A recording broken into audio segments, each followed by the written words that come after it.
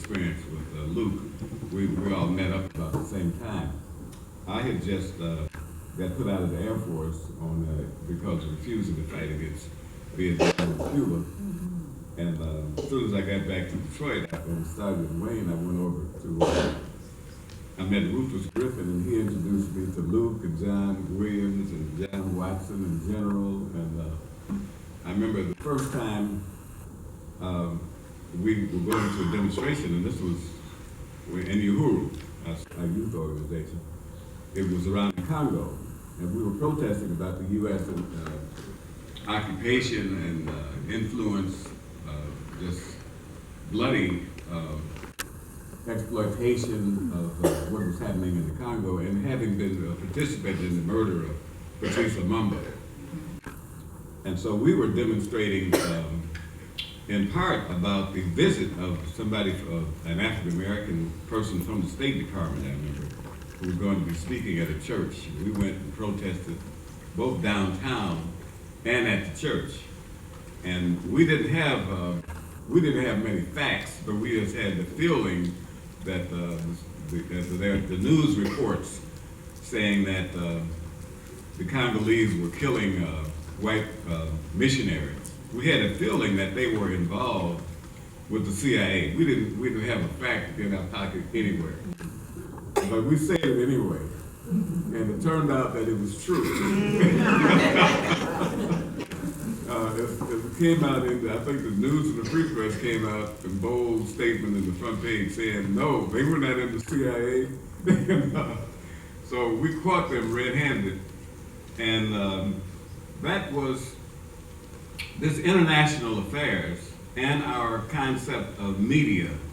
We had a very good understanding of how the media lies and how we could challenge the media with our little cheap flyers and pamphlets and get out information that would really change the perception that people were reading, in spite of the fact that we were dealing with multi-million-dollar establishments. And that was something that persisted continuously in our relationship in the evolution from the early organizations in the early 60s through the League. And I think that we made collectively a major contribution both to this radicalized media as an independent voice in the community and nationally, because of this understanding that we had gained from being children of factory workers and gaining the understanding of this particular type of oppression that we experienced in the industrial society. And we gained a very early understanding of a class and race analysis, which was not really shared at the time by many of the people around the country in our age group. We were fortunate to have those elders around because they shared their experiences.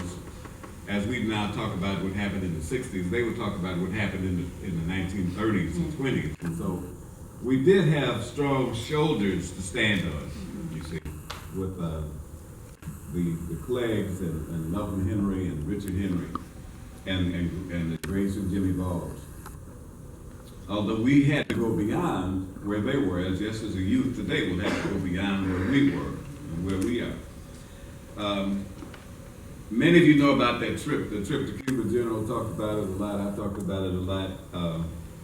But it was very significant because we were young folks of the Ferguson generation at that time. And we got to meet people who were in the leadership of the World Revolution. And we expressed our views in coinciding with those ideas. And under the leadership of Robert Williams, having met with Che Guevara and Fidel, and especially Mohammed Babu, who was one of the leaders of the revolution in Tanzania, Zambia, and Zanzibar, we were able to develop a very advanced understanding of U.S. foreign policy and Western imperialist policy at a very early age. And that continued to drive us, to both inspire us and allow us to make a contribution to this world revolution as we saw ourselves as a part of it. You were the very first group We weren't, after the embargo began? no, there was a group before us. In fact, Robert Williams was on a trip with Marygrove and some others, I think 2 years before. So we were probably the second group, I think, I'm guessing. Among the first. We were among the first. And it was, remember, this was the early days of the revolution, and it had captured the imagination of people all around the world. It was a part of this whole Bandung movement that was the result of a conference in 1954-55 in Indonesia, where the countries of the former colonized countries of the world got together, and particularly the Afro-Asian groups, to talk about how to liberate themselves from oppression, from Western colonization. And so Cuba took us a step further with this tricontinental. They brought the South American continent into this struggle against imperialism. And so Robert Williams, very importantly, when he went to China, he spoke to Mao Zedong and got him to make a statement that the African American struggle was a part of the world revolution. Now, this was a major factor in our advancement and our understanding. And it also welcomed us as African Americans and African American youth to meet with other people from around the world who wanted to join with us, and we wanted to hear our interpretation of what the United States was all about. And it made us feel like we were not alone. Yes, it did. It was very inspirational. And when we got to Cuba, we were invited by practically every embassy from the Afro-Asian community and Eastern Europe, Soviet Union. All the people wanted to meet these African American students who were not following the U.S. line of exploitation and injustice. And so we were separated out, there were 10 of us in this group of about 100 young people from the United States. But we were the people who everybody wanted to see. Now, it also had something to do with the fact Robert Williams had that's opened the door for us.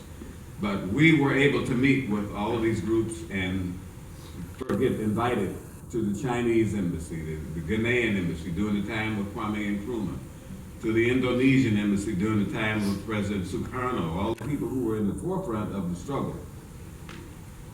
Now, that type of inspiration, I would say, followed us for the rest of our lives.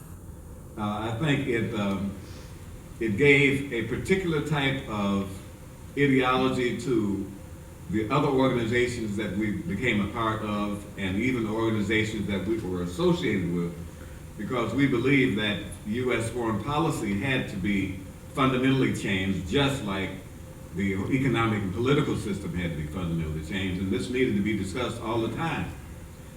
So on the other hand, in the media, with the League, we were able to have a number of voices, entities, the Black Star Press, for example.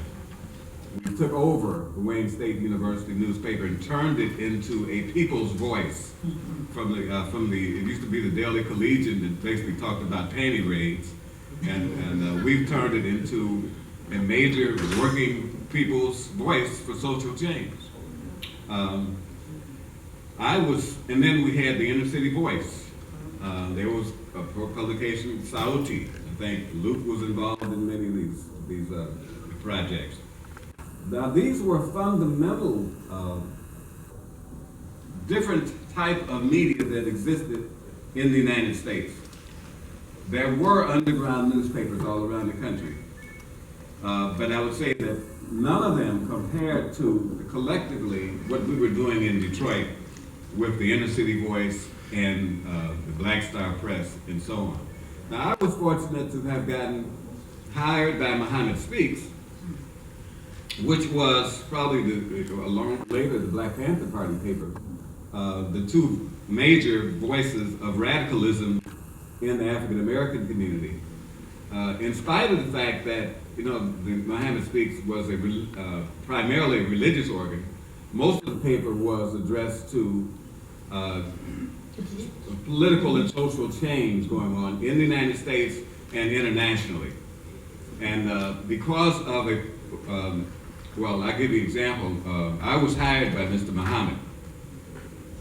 Malcolm X had organized that paper in the early 60s, but Mr. Muhammad hired me right out of Columbia University Journalism School to do the international news, following on the footsteps of a great writer and lawyer, Charles P. Howard, who had formed the National Newspaper Association and the Black Lawyers.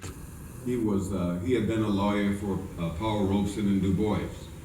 So he was personal friends of Elijah Muhammad, and I met him while I was a student at Columbia, and he introduced me to Mr. Muhammad and said, this youngster wants to write, and then Charlie Howard died.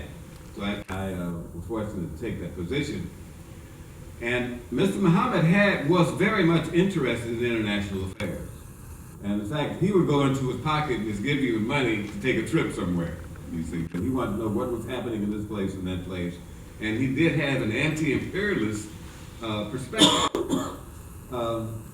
So I was able to, and I never had a position in the league. I was not an officer or on the board or anything. But I assigned myself the role of being a roving ambassador to promote the ideas and the fact of what existed in Detroit with the league. And I wrote articles about it wherever I could. So I had a particular assignment, though, to go to Palestine to write and to participate in a conference under the Palestinian Liberation Organization, at that time led by Yasser Arafat.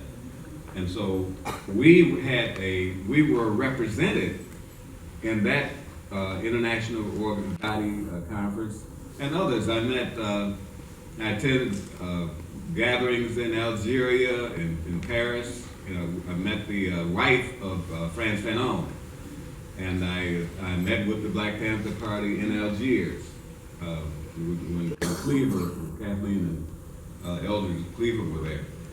So we had a major role of contributing to the fact that African Americans were here struggling and not simply accepting the oppression that we were resisting. And so people were getting to know about this. They also got to know about it from the Black Panther Party. And in fact, there were countries that were giving political asylum and also giving embassies to the African Americans who were struggling with the Panthers, for example. Now, on the other hand, the media never discussed any of this, you see. And so we had to promote our own media. So we learned, and that was a major lesson that we promoted in Detroit, that we have to have our own foreign policy of revolution, and we have to have our own media that promotes social justice from the ground up. So and this was a walk with General.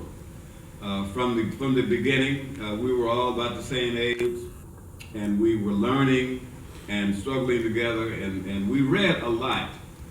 We read a lot, we had a lot of debates and arguments and fights about ideology and how to engage in struggle.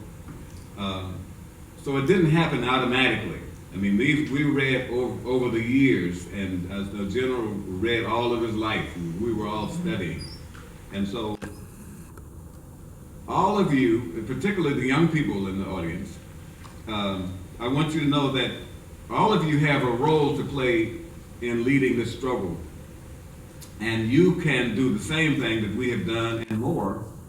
And you can prepare yourselves now, because it is the young people of the world who are leading the struggle for change. Thank you.